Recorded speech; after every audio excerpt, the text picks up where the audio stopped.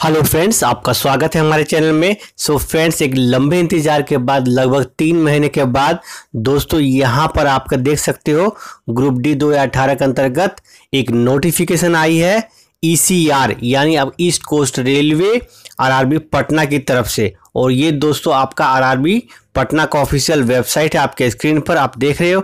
और दोस्तों देख सकते हो आज ही के डेट में दोस्तों इन्होंने एक नोटिफिकेशन जारी किया है 29/10/2020 के डेट में।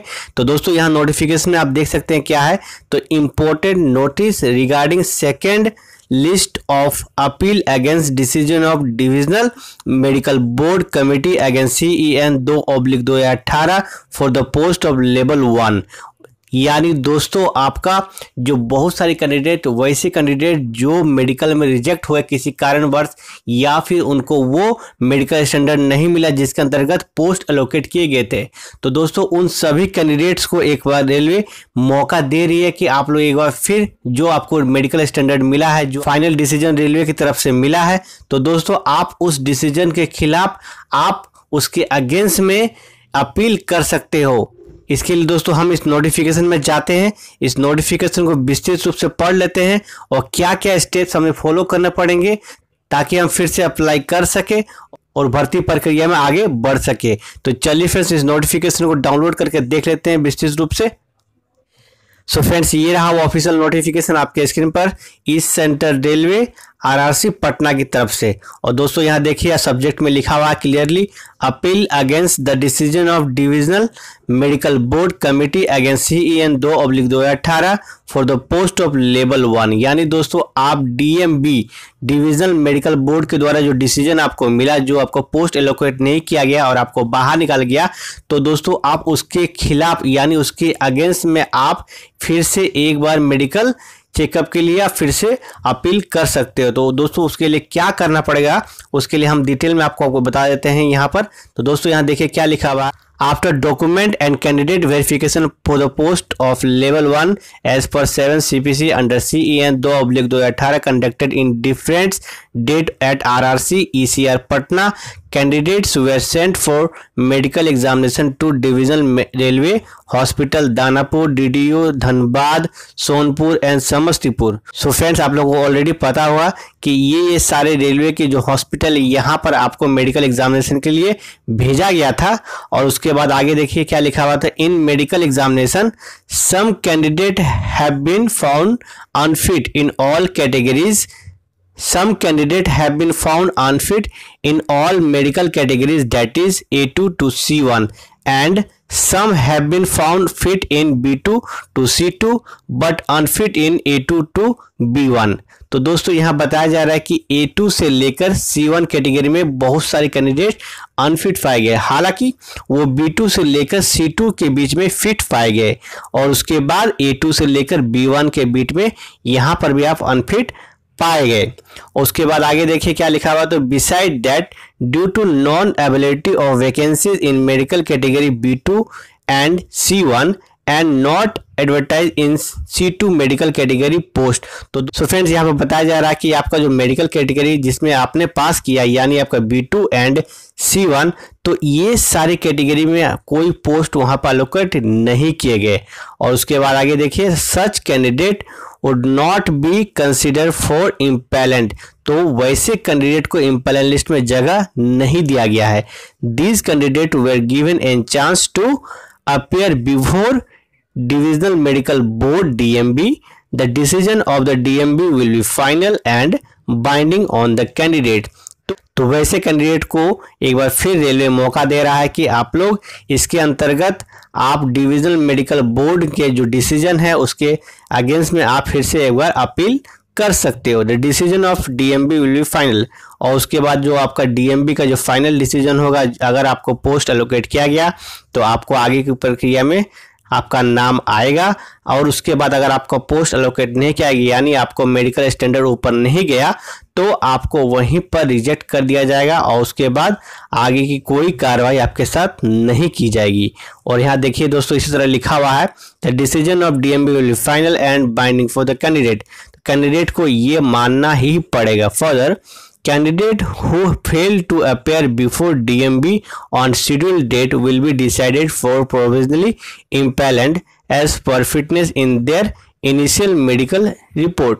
तो दोस्तों यहाँ बताया जा रहा है कि वैसे कैंडिडेट जो डीएमबी के पास, जो आपका डिविजनल मेडिकल बोर्ड के पास उपस्थित नहीं होते हो, तो आपका जो इनिशियल रिपोर्ट है यानी पहले का रिपोर्ट है वही वहां पर मान्य होगा। सो फ्रेंड्स, आप लोग इस चांस को जरूर से जरूर इसका बेनिफिट उठाइए, जो वैसे कैंडिडेट जो रिजेक्ट हो गए हैं।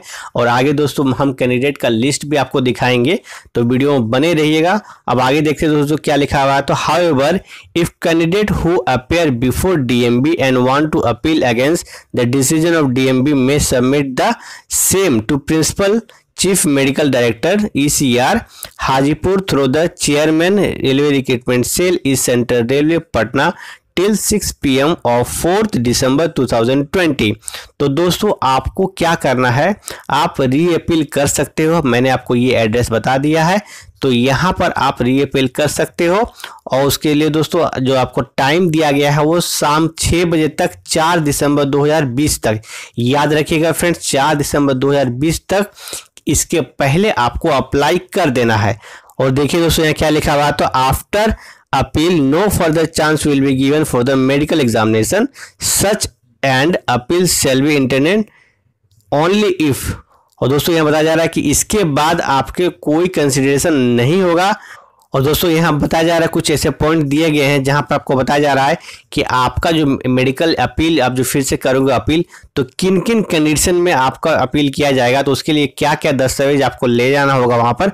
तो उसका पूरा लिस्ट यहाँ पे देखिए 5 पॉइंट में यहाँ फुल्ली डिस्क्राइब कर दिया गया है। तो दोस्तों आप लोग से रिक्वेस्ट है वीडियो को यहाँ पर पॉज कर लीजिए और ये 5 पॉइंट को आप ध्यान से देख सकते हैं। तो मैं आपको हल्के में आपको बता देता हूँ थोड़ा सा ब्रीफ में। तो दोस्तों सबसे पहला आपका है candidate produce certificate of government private doctor specialist. तो दोस्तों आपको जिस कैटेगरी में अनफिट किया गया है, तो उसमें जैसे मान लीजिए आपको आंख में अनफिट किया गया है, तो अब गवर्नमेंट या प्राइवेट डॉक्टर से आप चेकअप करवा सकते हो। लेकिन उनको आपको बताना होगा कि आपको इस कैटेगरी में आपको इस टेस्ट में अनफिट किया गया। उसके बाद आप अपना चेकअप करा के रिपोर्ट वहां सबमिट कर सकते हैं। उसके बाद सेकंड पॉइंट में देखिए क्या लिखा हुआ है। Such certificate should contain a note of government private specialist is fully aware. तो दोस्तों मैंने आपको ऑलरेडी बता चुका है, तो आपको वहां पर जो आप जिस डॉक्टर से चेकअप करवाओगे तो उनको आपको पूरा बताना होगा कि आपको इस कैटेगरी में इस टेस्ट में वहां पर रिजेक्ट कर दिया रेलवे के हॉस्पिटल ने। और उसके बाद थर्ड पॉइंट में देखिए क्या लिखा हुआ है। तो the certificate should bear the photograph and marks of identification of the candidate duly attested by such a government private doctor the issuing authority। तो आपका सर्टिफिकेट है वो आपका फोटोग्राफ रहेगा उसमें।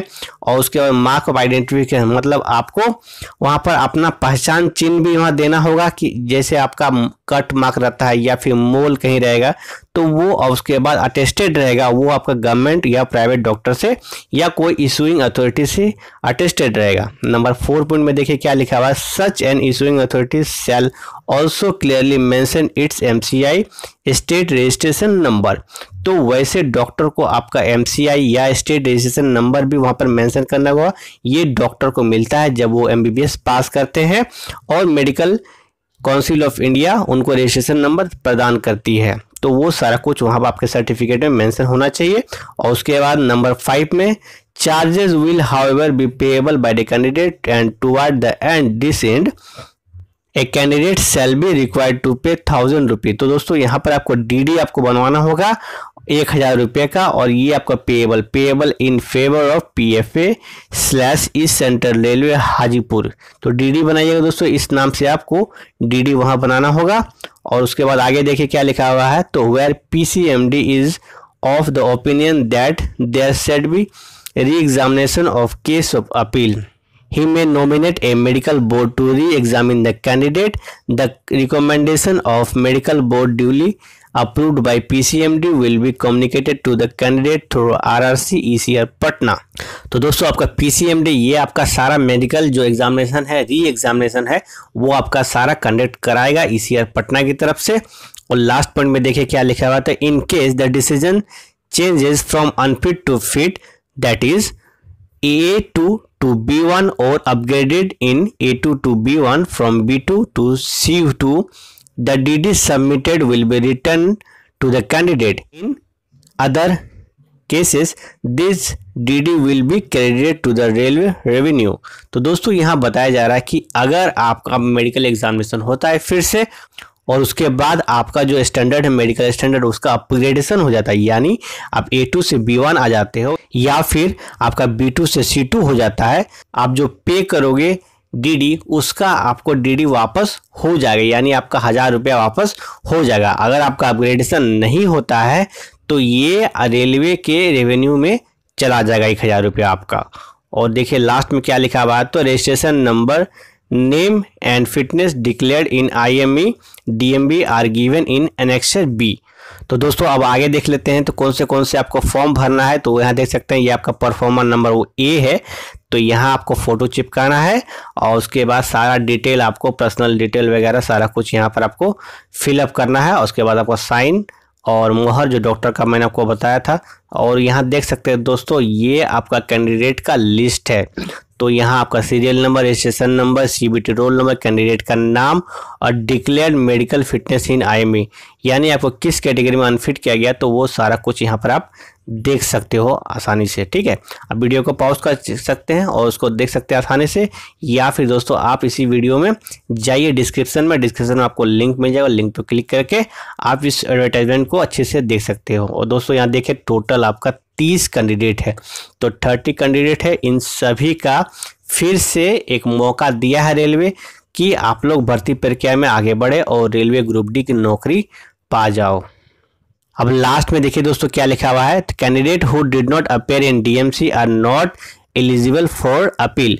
तो वैसे कैंडिडेट जो DMC में अपेयर नहीं हुए थे तो उनको री अपील करने का मौका नहीं दिया जाएगा। Candidate are advised to attach self-attested copy of medical admit card issued after document verification by Railway Recruitment Cell is Central Railway Patna with their appeal। तो दोस्तों आपको जो मेडिकल स्टैंडर्ड मिला, मेडिकल सर्टिफिकेट मिला, तो उसको आपको फिर से ले जाना है वहाँ पर।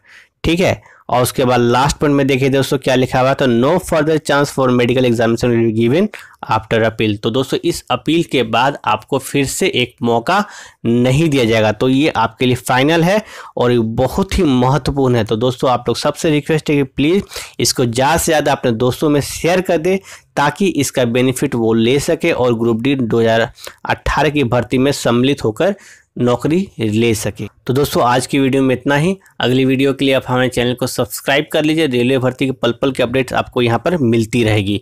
और साथ ही साथ दोस्तों आप हमारे ऑफिशियल टेलीग्राम ग्रुप से जुड़ सकते हैं, डिस्क्रिप्शन में आपको वो लिंक मिल जाएगा। अभी फिलहाल उसमें 1000 लोग से जुड़े हुए हैं। तो चलिए दोस्तों मिलते हैं अगली वीडियो में, तब तक के लिए धन्यवाद। जय हिंद, जय भारत।